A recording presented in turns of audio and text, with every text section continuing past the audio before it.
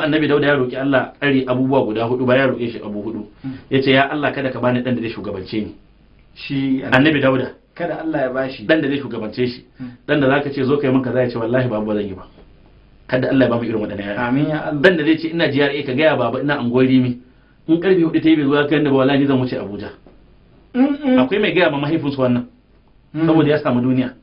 Allah kada ka jarbe mu da irin waɗannan yaya amin Allah sannan yace ya Allah kada ka bani matar da za ta tsufar da ni kafin lokacin tsufana ka san akwai fitinanniyar mata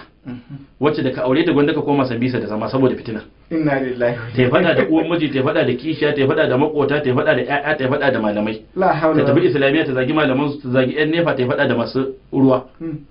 ita mafadaciya ce baka da sukuni baka shiga gida sai kai ayatul kursiyu saboda fitina annabi Dauda ya ce kada Allah ya hada mana irin wannan mata abu na uku annabi Dauda ya ce ya Allah kada ka bani dukiya wacce ba ta da amfani dukiya da ƴaƴan ga za su kosa ka mutu shi yasa wannan magana da malamin nan ya ambata malam Haruna Tela Badiko to malam Haruna Tela Badiko ya kalli wannan maganar dukiyar da makotanka za su rinka fatan Allah ya jefa ma bala'i da an ce ayan hada da rufa wani ba da an ce an rushe rumfar kazuwa kaza abin da ke tadi ya labarin rufawa ne duk mutanen anguwar so suke a rushe shi saboda baya taimakon al'umma amma da an ce an hada da shi sai ga jama'a ba sa iya bacci to ka gane ko sannan annabi Dauda ya ce Allah kada ka hada da makoci fitinan ne ka san matsiyacin makoci ba shi da daɗi mai nufin ka da sharri wanda ko riga ka sa in ya ganka kuma shikenan da nan ba gaisawa la haula la mai fitina mara daɗin zama ka ji kamar zaka sai da gidan duk ka haifi ƴaƴanka amma ba shi da daɗin zama to Allah ka raba mu da su ina jan hankalin mawadata su ciyar in ba su ciyar ba Allah zai ci da bayansa dan baya hana bawa ka san shi arziki iri biyu ne akwai arziki na wadatar zuci wani ya ci nama ya kasa bacci naman kaza zai ci amma sai a jefa mai damuwa ga madara fridge ɗinsa a cike yake ga kuɗi bai san adadin su ba amma sai Allah ya ɗauke mai bacci na damuwa wani sai ya ci tuwon shekarun jiya aka ɗumama shi yau ya ce amma za a tashi sallar asbahi wallahi sai an watsa mai ruwa zai tashi sai an dokai saboda bacci shi yayi nauyi ba shi kwana da komai na lissafin rayuwa to saboda haka nake kiran masu kuɗi a waya ba kai nake ga kai lafiya lau ai kana bana ne ban ji labarin zakaka ba amma abin da nake cewa ina jan hankalin mawadata don girman Allah su ciyar kuma wata magana ka ji na faɗa wallahi abin dubawa ce idan ka ki abincin da Allah ya rubuta maka ko na hana ka sai Allah ya baka abincin nan wani malami na ya dawo daga aikin haji ba bana wannan masifar ta hana ya je ya samo kaya daga Saudi Arabia zai so mai ƴaƴan shi kaya mutumin Bauchi ne aka hada kayan a akwati ana cikin sa kayan kasan ana zazzage wadannan kwalayen da abubuwan a jiki dan a matsa kaya a jaka to ana cikin sa sai wata fara babe fara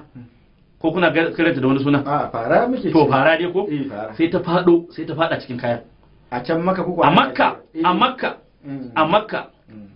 yaji aka duk kayan sai da aka caje dan a fita da wannan fara yana gudun kada ya kashe ta ba tausayi bane yasa haka tausayi ne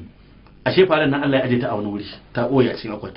akwati sai da ya rufe akwatin aka daura akwatin bata mutu ba ya dauko kayan nan aka je duk da ake maka kayan alhazai da kasa aka zo da shi Najeriya aka kawo shi Bauchi sai da yazo gari ya waye duk iyalai sun tare za a bude kaya ana bude kayan nan sai ga faran nan ta fado ta fito yana ganin faran nan sai kanshi ya daure ai faran nan ce da muka yi ta neman ta a dakin mu a Makka ba mu ganta ba tana fadowa sai ta fado gaban wani kadangare kadangare na bude baki sai kama fara abinci sai Allah ya rubuta tun daga Saudi Arabia aka dauko fara cikin akwatin nan ya kama saboda sayin Allah ita abincin wannan kadangaren ce to kaga wani ya kore shi ko an koro shi daga wani ya hana shi abinci shi Allah ya kawo mai abinci ta inda wani ma wanda ya hana shi abincin ma ko airport bai taba zuwa ba saboda haka ba a hana bawa duk wanda ya samu dukiya ya bada ita kada dukiya ta zauna a cikin zuci a tafin hannu ake son dukiya kowa ta zauna domin shi abin duniya mai karewa ne kuma ba da shi shine ke kawo ma mutum kwanciyar hankali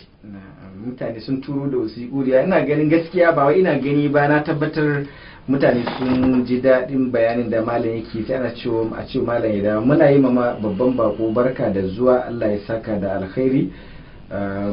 malam Kabiru Abdullahi daga nan Isa Kaita fatan alkhairi a gare ku daga Usman Abdullahi Rigasa. Assalamu alaikum, Allah ya saka malam da alkhairi. Malam a jawo hankalin shugabanninmu bisa wannan lokaci na COVID-19 da su taimaka ma al'umma da suke shugabanta daga baban lili. To malam za mu zo bar mu baban wani baban lili to maybe shi ya san dai abin da ake cin mashi lili. Salam malam barka. ai na sai